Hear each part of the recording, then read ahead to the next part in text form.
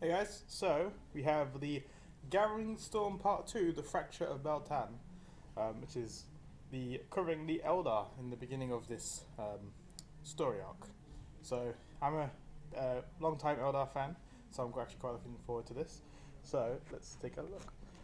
So obviously with the new books, we have the story arc developing, which is good. And we already, from the what one TV put out recently, we already had the third one coming along. So this one obviously leads into that as well. So let's have a look.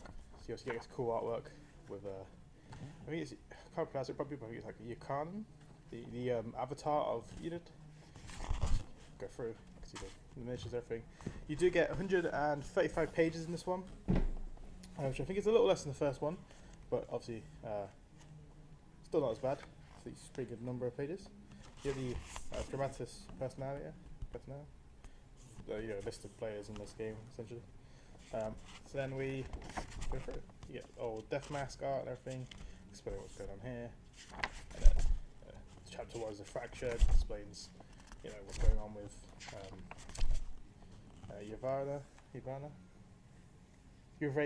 Yvain. So yeah, I try not to spoil anything. Just go quickly show you some pages. We go on. There's Solitaire. Cool out Solitaire. Let's get through. Yeah, you get these cool artwork here. New artwork of the Mask, Scarbrand, and some Guardians. So they're going to have a little bit of an issue, maybe. I know there's a Wraith Guard down there. I'm sure there's also that. Scarbrand again.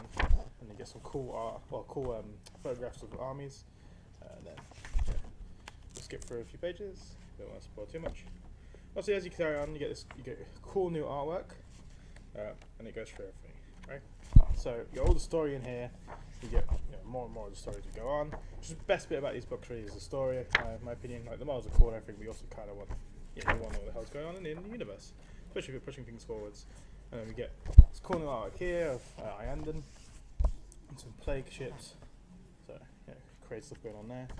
Then we get some more pictures of the actual models taking place in these battles and everything, which is quite cool. Gives you some good this cool Eldar scenery. I hope they actually make something like that. I know they're doing the Death Forest World thing, but I would like some actual Wraith clone structures. Would be quite cool. Some more pictures of Dark Eldar. So yeah, you gotta go through the story, explains everything else, the hell's going on. Araman, and then you get some more cool pictures. So you get a bit of a it leads back. All this is happening at the same time as the first book, and then it just leads back in, and you get this cool artwork.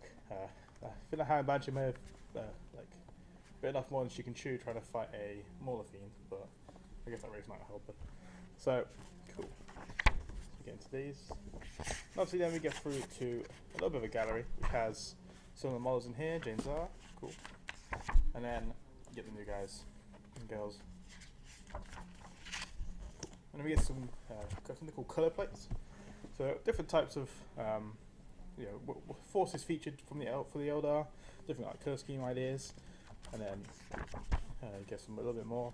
It's quite cool. Like Harlequins kind of matching the Craftwise stuff, which is quite nice. And then we get into the rules. So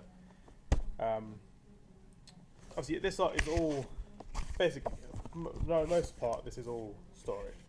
So you get a fair chunk of story in this book, which is very good. People like me, I really like the story. But a lot of people also like the rules, like me as well, to be fair. So I'm going to have a quick look at these. The story seems pretty good. I've not read the entirety of it at this point, but I've been really enjoying it so far. So it's quite good to have something new story-wise as well as model-wise and everything else. So it's a good time really for 40k. So let's have a look at some rules and stuff. So if you get Echoes of War missions, I'm not going to really go into them that much, I'm just going to show you these four. You get 4 of them in total. I think it's 4, 1, 2, 3, 4. Yeah, it's 4 in total. And then, but they're all pretty good. I'm going to show you, try not to spoil anything here. But you get these 3 different, this mission, we quite like the look of, it has 3 tables.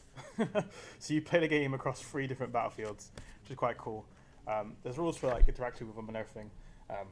but they're meant to be three separate things. It's quite good. It fits into the story of the game, of what happens, into the gives you more narrative for that game.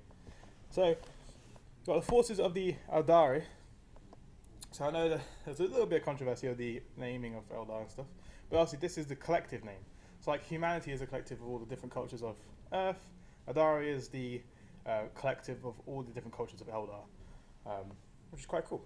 So obviously each the 3 new characters in this and the new formations can be used in Eldar forces, other different forces. I think the formations can be used if you use an Aeldari faction, but you can use the 3 characters in other. If you play Eldar, Dark Eldar, Harlequins, it doesn't really matter. When rule for these 3 characters says Aeldari, it means all types. So it means you don't have to worry about like playing the Inar faction if you want to or not. So you can still say to the old Eldar, but then play these new guys if you want.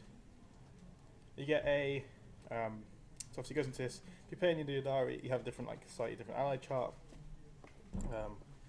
Get the Black Guardians are in here, which is quite cool. And then you have formations, attachments, some the characters. You get a new set of relics. You get a new psychic discipline, and you get some new tactical objectives if you're playing Aeldari, which is quite cool. So we go into the 3 characters. So you got your Vayne. She's quite a cool character. She's all about like she's a bit of a psycho and everything. She's got an instant death sword. She's quite cool. She's the main character for this one. Quite a beefy character in combat. Quite survivable as well. And you got the Vizark. He's quite cool. He's also a bit of a melee combat master. Goes in, smashes face. He's very much like, he loves going into enemies, outnumbering him and putting them down with his rampage and everything. And all these 3 characters have Eternal Warrior, which is a very big thing. Keeps them around and doing their job. It's quite cool. And then you obviously get the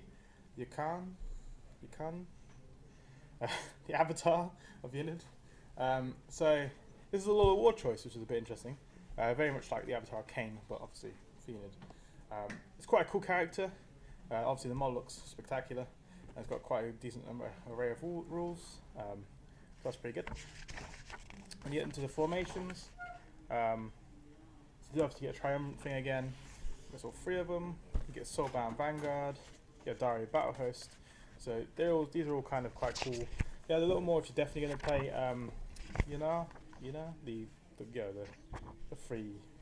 the people that following the god.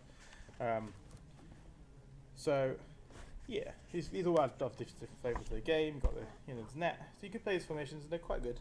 I reckon for some of them. They're also flavorable ways of like attaching units together, basically. So you got these cool Ghost Hall, Whispering Ghost Hall, which is another way to run the Wraiths if you like. And you get your Spirit Seer, Shadow Seer, and a Farseer. So there's some psychic potential in there as well. And then we get to the forces. You have Urain,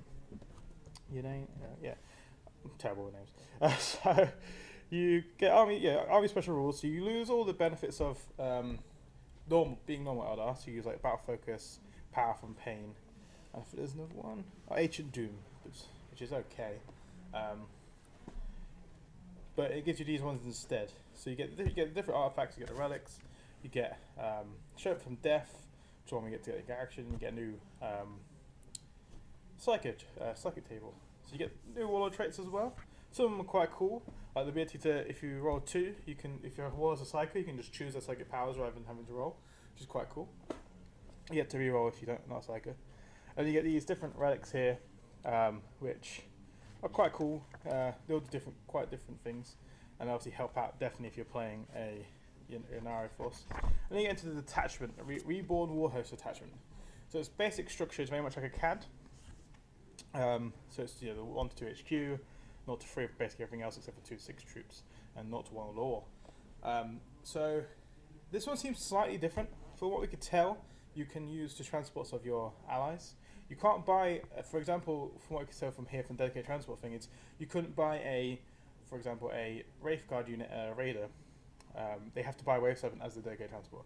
You can put a Raider in, but to be honest with you, the Wraith Guard would be cool in them, but also Howling Banshees and Raiders are going to be amazing, because Howling Banshees, for a while I've been out of it, and I love my Howling Banshees.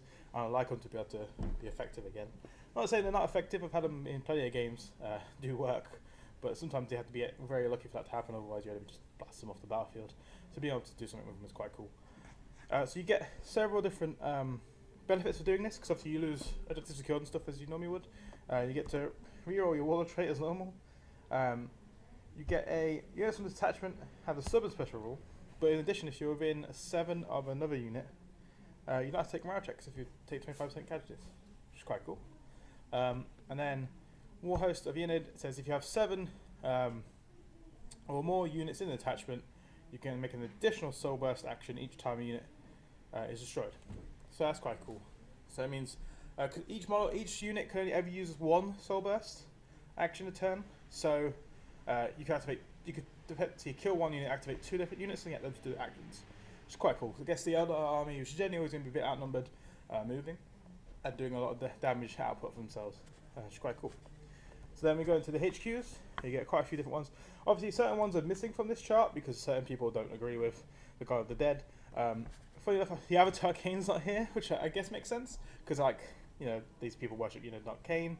It would be quite cool to have him run around as buddies and beat stuff up, but I suppose they haven't done it in this one. But yeah, but Kane might come back in it later. I quite like him as a deity, even though he's a little bit of a douche. But he's around. He should hopefully be back. So yeah, the cool thing about this is obviously you can mix and match things. You've got Dark Eldar, Harlequins, and Eldar, just maxing in. So depending on if you've got a bit of each, or if you want to start a small forces, now this gives you a chance to do that now to your Eldar. Strangely enough, it doesn't seem like you have to have multiple factions like you do with the Imperial one. In this one, you could take an all Eldar force of Ynnari, and then all Craftworld force of Ynnari, and then just run that if you wanted. As far as I could tell, I'm missing it anyway, so you have to take multiple factions. But that's quite cool that you could do actually. Obviously, the main Lords of War are the Ukraine, so different every time, and a Wraith Knight, and then you got the different heavy support formations, troops, elites, fast attack, and HQs. It's normal, but for different factions. Then we get into the Revenant discipline, which is quite cool. Some of it's quite powerful, I feel, especially for making how this army works. It very much buffs taking your own forces. This one's quite cool, basically adding +1 to almost every stat, which is quite nice. Depending on what you throw it on. For a Phoenix Lord, that'd be quite cool. There's something like weapon skill, business skill, initiative, attacks, leadership, and gain an element and will special rule. So you can buff them up.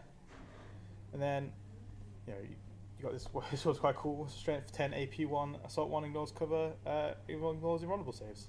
So you can just blast someone if you really want to, like a tank maybe, or shoot an independent character if you're nearby. It's quite cool. And then we get into tactical objectives. Slightly saddened by the fact you didn't get a tactical objective deck, or even just like a little supplement thing. But you could just keep this page open, use the normal Eldar ones, and when you get to those ones, just take a look at these. Then we get into the Forces of Wolfway with the Black Guardians. So this is a separate detachment. You can take 1 to 4 elites, you want minimum, and then they give you. Basically, it's like taking a normal Guardian force, but they can webway assault, which is quite cool. So webway assault basically means that they can arrive by a deep strike. They don't scatter, but they have to be more than 9 inches away from an enemy, which is perfectly fine. It's what you want to be anyway, because you don't want to get charged and stuff.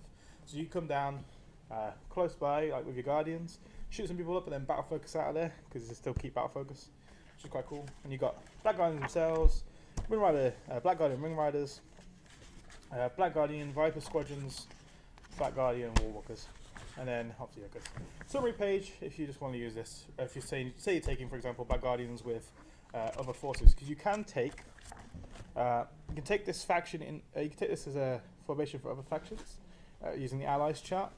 They can never be in anything that includes Chaos Space Marines, Chaos Demons, Khorne Demonkin, and Renegade Knights. They're purely anti-chaos, so they're never going to go with them, which makes perfect sense, and I'm quite happy with that. But they're willing to help the other races, the lesser races, shall we say, of the galaxy, to defeat chaos. So there you go, guys. Here's a parting shot. So that is the Gathering Storm 2. Try not to spoil as much as I keep a lot of it secret for you, so then you can discover that on your own when you read it. I think it's a very good book. It's very much going well in the storyline, and obviously in March we get Gulliman, Cypher, and that other guy, Valdez, I think his name is, something like that, coming back from the Imperium, which actually wraps in with these guys. So that should be quite good. This Gathering Storm thing seems good, pretty good as a whole, and it's going quite well so far. So I reckon if you're into this 40k narrative and you like some Eldar, even if you don't, I recommend picking up this book and just reading the story, because it's quite cool. Well, signing off, guys. Thanks for watching, and let's see what the future brings.